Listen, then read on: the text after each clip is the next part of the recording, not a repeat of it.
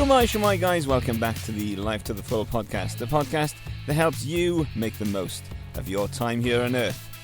My name's Dav Morse, I'm your host. It's my job to educate and inspire and equip and encourage you to live life to the full. And today, I answer a listener question. Now I know what you're thinking. I thought we were in the middle of a series on mental health. Well, yes we are. Let me explain.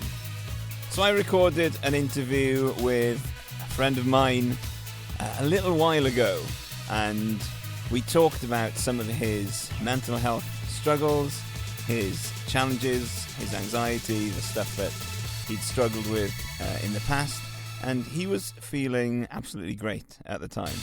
And as has happened, it's taken me a little while to get all the other interviews together, to get everything recorded, and he actually has now got into a place where some of the anxiety has come back, so he's not feeling quite as comfortable anymore. He is on the road to recovery once again, so he did ask me to just pause on putting the episode out, so that will come at some point in the future.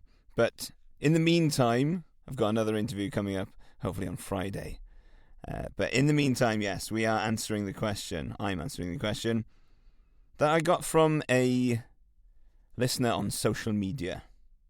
The question is this: are you retired from the 9 to 5, and how did you get there? Well, the short answer is yes, and no, and kind of. Do I work a 9 to 5? No. Do I do any paid work at all? Yes. Does an average work week for me look like 15 to 20 hours of paid work and the rest building my creative dream? Well, usually. How did I get here is the question to try to answer today, with the goal of encouraging you to ask yourself the right questions if you would like to step away from the 9 to 5. So, how did I get there? Let's start with some of the principles. And these are principles which anybody who is struggling with the motivation to keep going to a 9 to 5, they want to do their creative thing, they want to pursue their own dreams, then this is a word for you. In order to not have to work a 9 to 5, you need some kind of way of financing your life. In order not to work the 9 to 5, you need some kind of way of financing your life. And that kind of sounds a bit obvious, but the principle is an interesting one. That need to finance your life, most people take a job in order to finance their life. Most people will take a job so that they can pay the bills, so they can buy the things that they want to buy, so they can go on holidays. And what often happens is people spend all that they earn, and then that means that they are then trapped in that 9 to 5 job. They can't take any pay cuts, and they feel like the 9 to 5 is then a slavery mechanism. It's a way of trapping them. It's a way of keeping them enslaved. Now, in order not to work the 9 to 5, you need some kind of money coming in from somewhere else. Now, that could involve investments, or it could involve the ability to create your own income. Neither is particularly quick or easy, which is why most people end up working the job. The danger is that getting used to the steady income means that they are trapped. The thing with investments is you usually start off with a small amount of money, which means you can only buy a small amount of assets. But in order to get ahead financially, you must always buy assets. This can take the form of stocks, ownership in a company, Bitcoin, property. But if you don't put your money somewhere where it will grow, you'll always need to keep replenishing it. For me personally, it was only really when I had some level of financial cushion that I was comfortable in some ways to step out and quit my job and rely on myself to produce my income and rely on God for his provision. That's a kind of teamwork that I can get behind.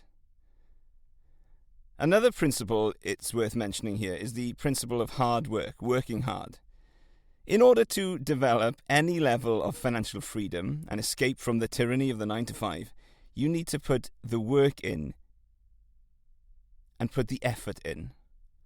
Now, I don't believe that working hard in and of itself is a virtue, nor do I think that hard work in itself will guarantee any level of financial success. I know plenty of people who work hard all their lives and they have nothing to show for it financially. You have to work hard, but you also have to learn where to put your efforts and what to put your efforts into, and essentially learn how the money game works. I've got an episode on how the money game works. It's called We're All Playing the Money Game, Whether We Like It or Not, and it's episode 12. And it's a good place to start and go back and re-listen to if you've listened to it before, and start listening if you're new to the podcast. Hello, welcome. Welcome to my long-standing listeners in Hamburg, Germany. And if you are new, just have a little browse. There's plenty of stuff in here on lifestyle, finances. You can work hard for 60 years, and if you've never learnt the rules of the money game, you will still have to work because you've never learnt how to make money work for you. I've heard it said that hard work for the sake of hard work is a form of laziness, or stupidity even. That's a bit harsh, but the principle is there. Hard work in and of itself doesn't mean anything. But in order to get some level of financial stability, you will have to work at it. It doesn't just come unless, inheritance or whatever. But I'm not here to talk about that. So what's my story of my finances? Very interesting question. So I started working straight from university as a teacher. I got married and moved into my first marital home and started my first job all within a week, aged 22. Now back then, we could get a mortgage without a job, without a deposit. I remember chatting to the guy who was the mortgage advisor. He said, "So you haven't got a job, but you promise you're going to get one?" I said, "Yeah." "And you haven't got a deposit?" "No." Okay, we can lend you 110% of the value of your house." I was like, "Oh, right, okay, we probably only need 100, so that's fine." So we bought our house with a 100% mortgage. Now, you might think that's a good thing, you might think that's a bad thing. Well, let me just say, it's neutral. We have no choice, we have no say in where in the mortgage market cycle we end up starting to think about buying a house. I was at a stage where everything we owned between me and my new wife, age 22, everything we owned could fit into my car. And we went into this new flat. We didn't have a bed, we didn't have a sofa, we didn't have anything. But it was a lovely time. It was a wonderful time. But we were able to buy the house because of the 0% down payment necessary. Now, what happened was we lived a very simple life. We didn't go out to eat that much. We, occasionally would go out on a special occasion. We didn't go very many fancy places. We had our, couple of holidays a year. And we didn't buy a lot of stuff. We didn't have room for a lot of stuff. We just kept life simple. And that is a key principle to all of our financial success. I heard this quote the other day from John Stuart Mill, who's a British philosopher, I think in the 1800s sometime. He said, "I have learnt to seek my happiness by limiting my desires, rather than in attempting to satisfy them." It's pretty wise words there. I've learnt to seek my happiness by limiting my desires, rather than attempting to satisfy them. If we attempt to satisfy our desires, we will never be satiated. There is no end to all the things that we could do. There is no end to all the things that we could get, all the things that we could buy in life. All the places we could go, there is just no end to it. And that will consume all of your time and all of your money if you let it. So the key that John Stuart Mill saw, experienced, discovered, was that he learned to seek his happiness by limiting his desires. Now, we never really desired for much. And so that meant at the end of the month, we had some money left over. And I thought to myself, oh, what a responsible thing to do is to repay the mortgage, to start paying down that debt. And we did that for a number of years.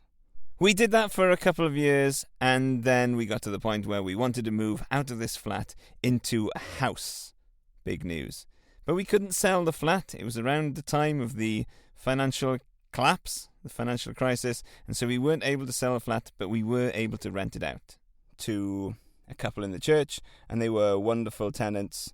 But we ended up eventually moving to a new house, and then we thought, oh, we need to move to Cardiff. We need to move to Wales, back home to the homeland. And so we needed to sell the house. And at this stage, we really wanted to move. So we ended up taking a loss on the house that we had. So we lost about £8,000. So we sold it for about £8,000 less than we paid for it. And then eventually, we sold the flat and we ended up losing about 21,000. So all in all, we were almost 30 grand down on our two properties, aged 28, 27. So you might be looking at that and thinking, oh, maybe those 100% mortgages weren't such a good idea. Well, it depends. If I knew then what I know now, things would have been much different. So we bought a house in Cardiff, and we continued doing the same thing. We continued to live below our means. We continued to pay off our mortgage because we thought, that's the financially responsible thing to do. It was only after I started listening to podcasts like Radical Personal Finance and the Property Podcast that I learned that paying off your mortgage is actually a poor financial decision most of the time. It might not be the wrong decision for everybody, but if you want to get ahead financially, then you can do more things, better things with your money other than paying off your mortgage. So, what did I do? I remortgaged the house, took out a big chunk of money, and we ended up buying a rental property and started renting that out. I mentioned my mistake earlier.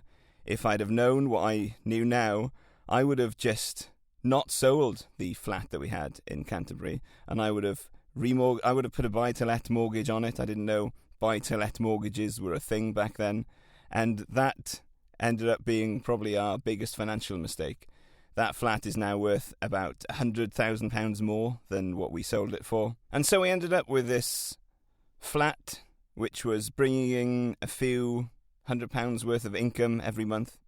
And that was the first step to thinking, if I've got a few £100 coming in from this investment, then maybe if I scaled that up, I wouldn't have to work so much. That was the first thing. If you've got investment income coming in, you realise I don't have to work in the same way or on the same things as I used to. I can use money as a tool. Now the point here is that over a long time frame, good decisions can outweigh bad market conditions. So we had bad market conditions when we bought and sold our houses, but time has meant that that's all kind of become not irrelevant, but not such an issue anymore. Good decisions compound over time. Now, I didn't have to be investing in property. I didn't have to pay down my mortgage. I could have invested in stocks or, Bitcoin. Could have bought Apple stock. Could have bought Microsoft. Property might not even be the best thing to put your money into going forward. But whatever you do, you need to take a hold of your financial life, decide what you're going to do to give your future self options. Investing isn't about going without. We think of it as, if I spend my money on investing it in the stock market, in the S&P 500, then it means I haven't got enough money to go out for dinner now, or whatever it might be. But actually reframing that into thinking, buying investments is just spending on myself in the future. And by doing that, you allow money to start working for you. Imagine getting to a point where your investments can return more than your annual income. That's a pretty wild place to get to. And when you get there, working then becomes optional. Working then just becomes working for fun. But guess what? You don't just go from earning 7 pence in dividends or £1.13 in dividends to earning 30 or 40 or 50,000 pounds in dividends overnight.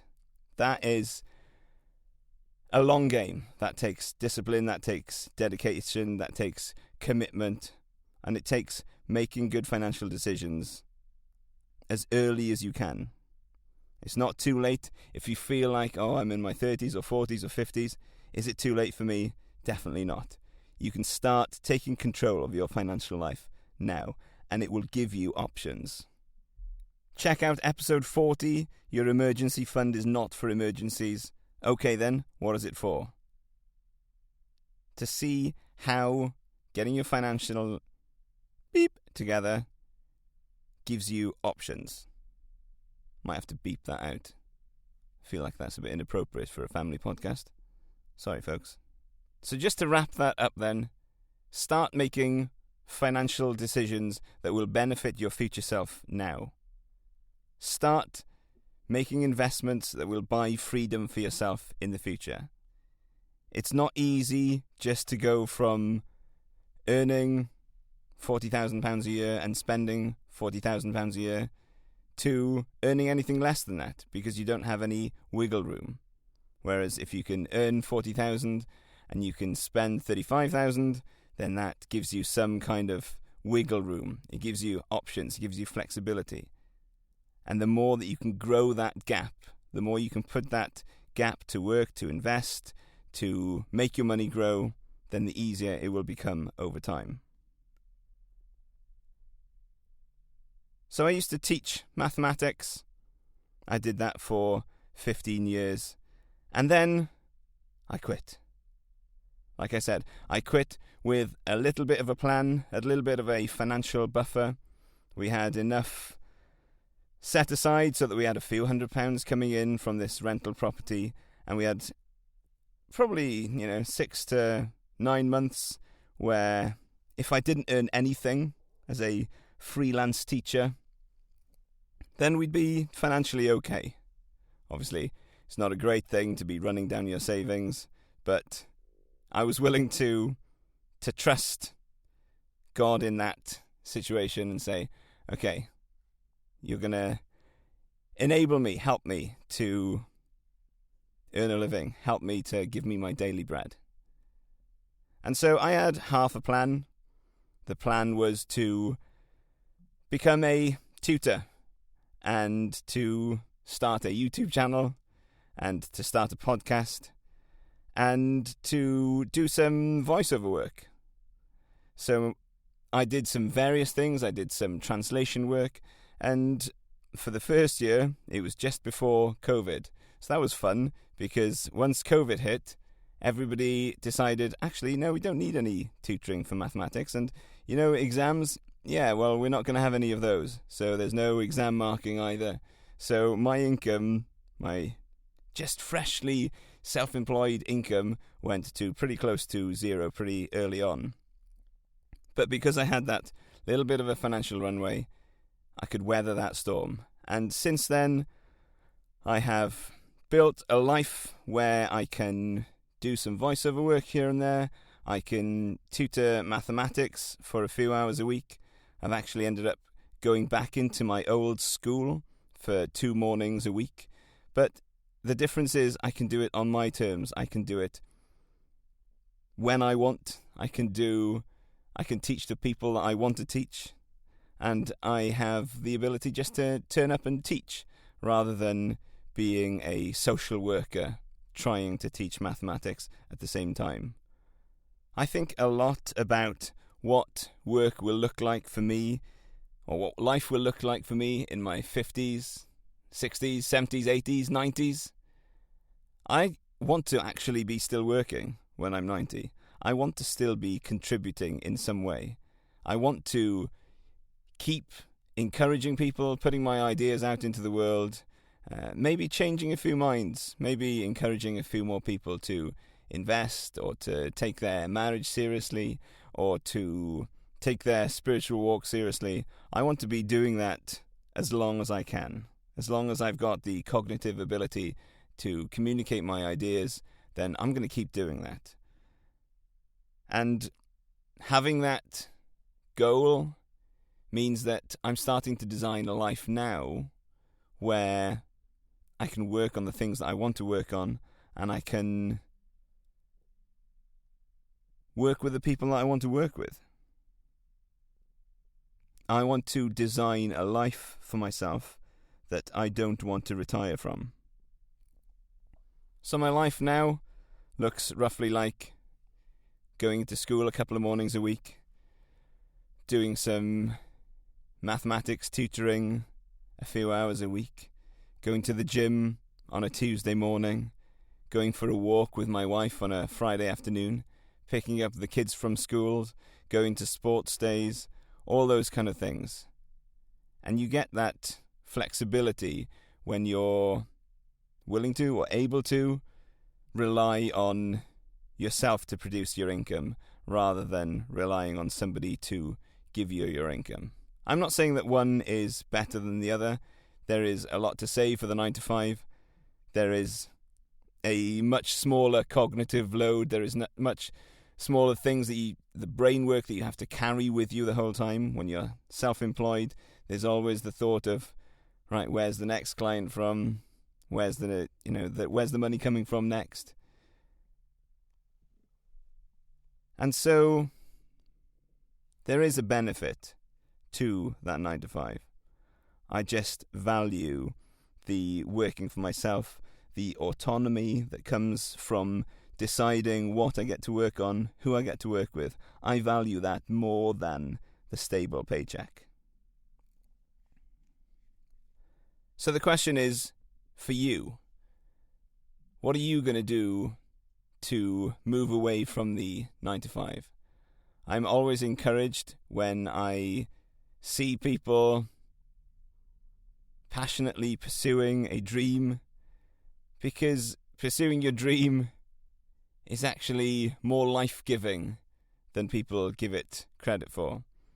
People can often think, oh well, if you fail at that, then your dreams are a waste of time. I'm a firm believer in, actually, it's the here and now that is important. It's what we desire, what is our heart's desire, what is our deepest desire. And if you can be following that, then there's a lot to be said for that. Right, I've said a little bit now. Any responses? I'd love to hear from you. I'd love to hear any further questions, follow-up questions. I hope I've answered that question from social media with enough detail and with enough reflection points for you. What are you doing to start to take care of your financial life? And what are you doing to start that step-by-step journey towards being in control of your time and in control of the work that you do? If you're stuck and you feel like you don't want to work the 9 to 5, then you need to figure it out. How are you going to get something different? I'd love to help you with that.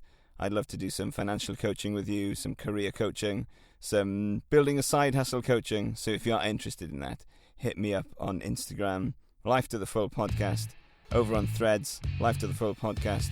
I'd love to hear what you've got to say. Till next time, peace out.